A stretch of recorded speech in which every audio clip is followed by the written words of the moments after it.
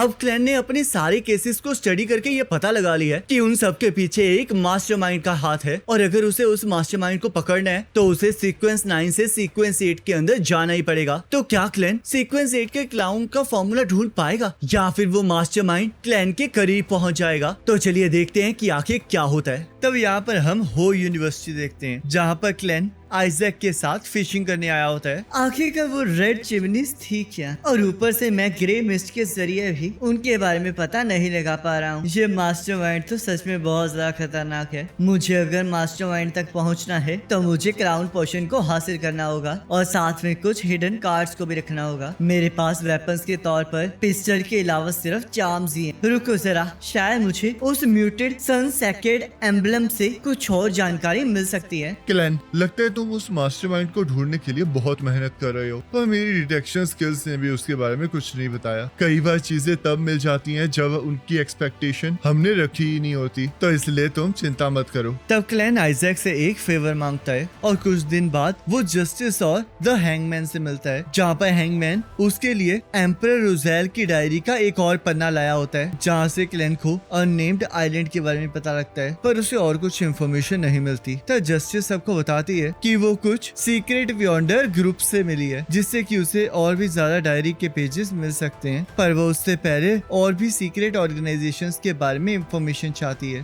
तब वो दोनों क्लैन की तरफ देखने लगते हैं, पर क्लैन को तो खुद कुछ पता नहीं होता और हैंगमैन को भी थोड़ी सी इंफॉर्मेशन होती है। तब हैंगमैन इंफॉर्मेशन को हासिल करने के लिए 1000 पाउंड्स मांगता है, क्योंकि वो ऑर्गेनाइजेशंस बहुत ज्यादा खतरनाक हैं, जिस वजह से उसे उनके बारे में इंफॉर्मेशन निकलवाने के लिए बहुत बड़ा खतरा मोल लेना पड़ सकता है। तब क्लैन ये सुनकर बहुत ज्यादा हैरान हो जाता है कि हैंगमैन को 1000 पाउंड्स चाहिए, और उसे पूरा यकीन होता है कि जस्टिस तो इतने पैसे देने से मना कर देगी, पर जस्टिस इस ऑफर के लिए मान जाती है, जिसे सुनकर क्लैन और द हैंगमैन दोनों ही शॉक हो जाते हैं। तब क्लैन भी पैसों को मांगने के बारे में सोचने लगता है, पर उसे ख्याल आता है कि वो इस टाइम फूल बना हुआ है और वो इस तरह अपने साथियों से पैसे नहीं ले सकता। तब हैंगमैन इंफॉर्मेशन को शेयर करने के लिए मान जाते हैं। इस टाइम 100 से भी ज्यादा सीक्रेट ऑर्गेनाइजेशंस यहाँ पर मौजूद है, और फोर्थ इपॉक से secret order, the demonist sect and the Moses aesthetic order बहुत ज्यादा पुरानी है, जिसमें से सबसे पुरानी मोसेस एस्थेटिक ऑर्डर है, और उनका पाथवे सीक्वेंस 9 का मिस्ट्री प्रायर है। इस ऑर्गेनाइजेशन के मेंबर्स नॉलेज की ही पूजा करते हैं। पहले इस ऑर्गेनाइजेशन को बहुत ज्यादा रिस्पेक्ट से देखा जाता था, पर इस टाइम इसे इविल ऑर्गेनाइजेशन माना जाता है। पर ऐसा क्यों है? नॉलेज की पूजा करना इविल कैसे हो गया? ये इस वजह से है क्योंकि नॉलेज खुद से ही जिंदा हो गई है। कहा जाता है कि जब नॉलेज जिंदा हुई तब वो एक इविल गॉड बन गई। फिफ्थ इपॉक के स्टार्ट में rose school of thought and the death worshipping numinous episcopate नाम की 2 ऑर्गेनाइजेशंस बनी हैं, जो कि साउदर्न कॉन्टिनेंट से बिलोंग करती हैं, और उसके बाद अरोरा ऑर्डर, एलिमेंट डॉन और साइकोलॉजी एल्केमिस्ट जैसी ऑर्गेनाइजेशन भी अभी बनी है। तब जस्टिस इस इंफॉर्मेशन के लिए हैंगमैन का शुक्रिया अदा करती है, और क्लैन भी उस मीटिंग को खत्म करके वापस चला जाता है। तब क्लैन को अभी भी आइजैक से कोई भी रिपोर्ट नहीं मिली होती, और उसे तभी सुनाई देता है कि डॉक्स पर पैरानॉर्मल एक्टिविटी हुई है, जिसमें एवर नाइट गॉडेस के फॉलोअर्स को टारगेट किया जा रहा है। तब क्लैन बहुत जल्दी तैयार होके उस न्यूज को पढ़ने के लिए निकल जाता है। तब जल्दबाजी में मेलिसा क्लैन की गन देख लेती है। तब क्लैन अपने भाई बहनों को बताता है कि वो बस पुलिस के लिए काम कर रहा है, और उसे न्यूज़पेपर पढ़ के ये पता लग जाता है कि डॉक्स में हुई पैरानॉर्मल एक्टिविटी में आइजैक का हाथ है। तब क्लैन नाइट ऑक्स की सिक्योरिटी कंपनी में पहुंच जाता है, जहाँ पर नील फॉरेन के साथ दारू पी रहा होता है, और क्लैन भी उन्हें ज्वाइन कर लेता है। तब वो लोग डॉक्स पे हुए हमले के बारे में बातचीत करने लगते हैं, जिस वजह से क्लैन को पता चलता है कि डॉक्स के ऊपर जिन स्पिरिट्स ने हमला किया है वो बहुत ज्यादा पुरानी है, और वो फोर्थ इपॉक से बिलोंग करती हैं, जिस वजह से क्लैन को यकीन हो जाता है कि इन सब में आइजैक का ही हाथ है। तब क्लैन से बातें करते हुए फॉलन क्लैन को मैंडेटेड पनिशर्स में ज्वाइन करने के लिए कहता है, पर नील इसके लिए मना कर देता है, और तब वो लोग कैप्टन से मिलने चले जाते हैं, जहाँ कैप्टन नील को लियोनार्ड और कैनली के साथ डॉक्स के ऊपर हुए हादसे की इन्वेस्टिगेशन करने के लिए जाने के लिए कहता है। तब क्लैन नील की जगह वहाँ जाने की बात करने लगता है, जिसके लिए नील बड़े आराम से मान जाता है, पर जैसे कैप्टन उसे बताते हैं कि 50 साल वालों से ऊपर को डबल पैसे दिए जाएंगे, तो वो क्लैन के साथ जाने के लिए तैयार हो जाता है। मैंने सुना है कि वहाँ के स्पिरिट्स को हैंडल करना थोड़ा मुश्किल है, तो क्या उन्हें वहाँ से हटाने का कोई और रास्ता नहीं है? तो फिर इसके लिए तो हमें सील्ड आर्टिफैक्ट सन सेक्रेट एनवलम का इस्तेमाल करना पड़ेगा। सही कहा, उसकी मदद से तो हमने कैसल के घोस्ट को भी हरा दिया था। वो सब कुछ तो ठीक है, पर हम सील्ड आर्टिफैक्ट को वहाँ पर लेकर नहीं जा सकते क्योंकि वो जगह बहुत ज्यादा क्राउडेड है, और अगर कोई नॉर्मल ह्यूमन भी उसकी रेंज में 1 घंटा रहेगा तो वो सन वर्शिपिंग फूल बन जाएगा।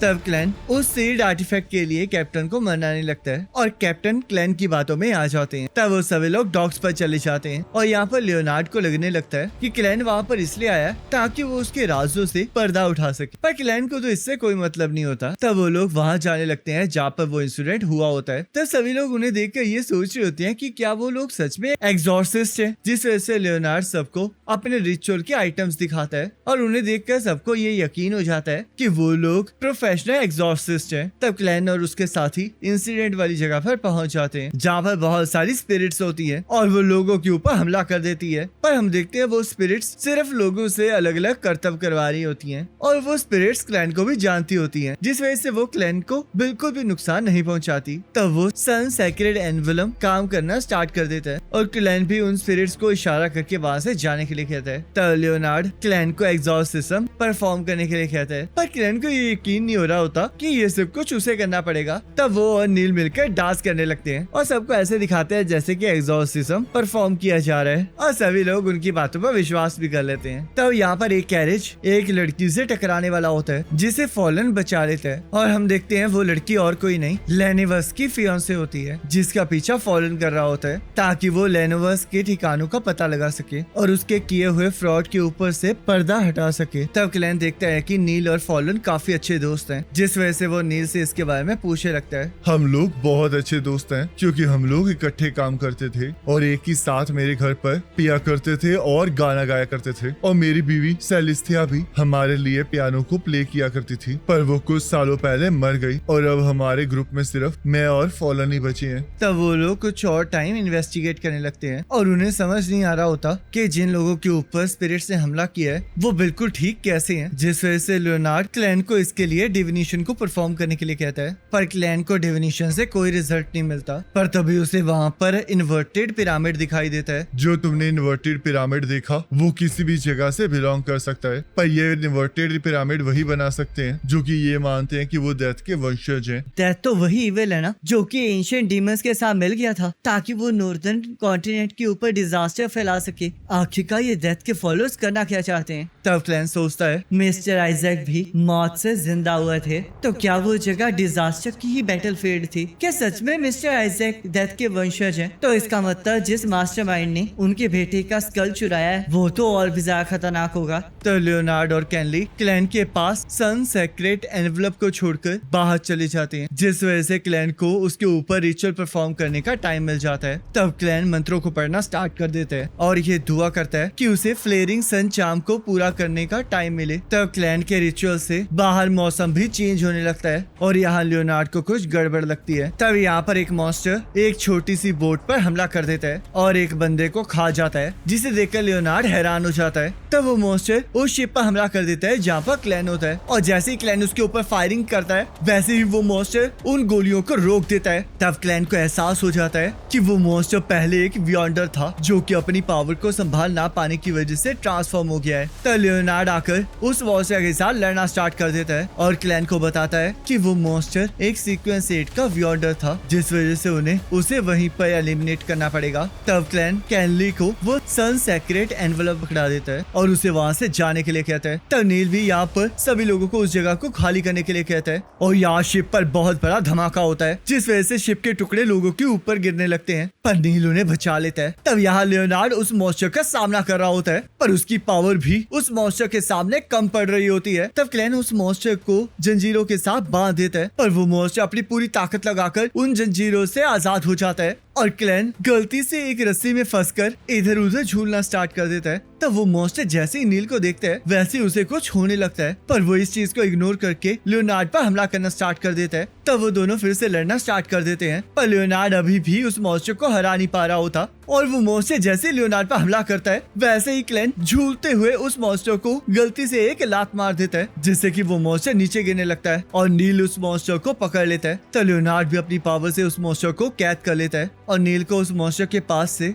एक दारू की बोतल मिलती है जो कि फॉलन की होती है, जिस वजह से उन्हें पता लग जाता है कि वो मॉन्स्टर फॉलन है और अब उसे बचाना नामुमकिन है, जिस वजह से लियोनार्ड उसे मारने लगता है। पर नील उसे खुद मारने का डिसाइड करता है और अपने दोस्त को आखिरी बार अलविदा कहता है। तब घर जाकर नील दुख में पियानो बजाना स्टार्ट कर देता है और वहाँ पर क्लैन भी आया होता है, जहाँ पर वो नील और उसके साथियों की फोटो देखता है और उसे समझ नहीं आ रहा होता कि आखिरकार इतना अच्छा वियंडर एकदम से मॉन्स्टर में कैसे कन्वर्ट हो गया। तब थोड़ी देर बाद क्लैन घर वापिस आ जाता है। जब भी हम लोग फॉलन के साथ मिले हैं तब कभी भी मुझे उसके अंदर कुछ भी एबनॉर्मल नहीं लगा, तो आखिरकार वो एक मॉन्स्टर में कन्वर्ट कैसे हो गया? तो क्या इसका मतलब वियंडर कभी भी मॉन्स्टर में कन्वर्ट हो सकते हैं? ये तो बहुत ज्यादा खतरनाक है। मेरे पास अभी सिर्फ 2 फ्लेयरिंग सन चार्म्स हैं जिन्हें डिवाइन ब्लड से पावर मिली है और इनकी मदद से मैं नोटबुक के आकर्षण और मास्टरमाइंड को ढूंढ सकता हूँ, पर ये चार्म्स भी वियंडर को मॉन्स्टर बनने से नहीं रोक सकते। कैप्टन ने कहा था कि बहुत से नाइट ऑक्स मॉन्स्टर बनने के बाद मर गए हैं, तो क्या इसका मतलब हम सब के साथ भी यही होने वाला है? नहीं, ये सब कुछ बकवास है। इसका पक्का कोई न कोई सोल्यूशन जरूर होगा, या फिर शायद अच्छी तरह सेल्फ कंट्रोल और ताकतवर वियंडर पावर की मदद से हम लोग मॉन्स्टर में कन्वर्ट होने के रिस्क को कम कर सकते हैं। लगता है अब टाइम आ गया है जब मुझे अपने टीममेट्स को एक्टिंग मेथड्स के बारे में बताना चाहिए और खुद भी क्लाउन सीक्वेंस में आगे बढ़ना चाहिए। और गाइस इसी के साथ ये एपिसोड खत्म हो जाता है और नेक्स्ट एपिसोड का लिंक आपके स्क्रीन पर आ रहा होगा, इस पर क्लिक करके अगले एपिसोड को देख सकते हैं।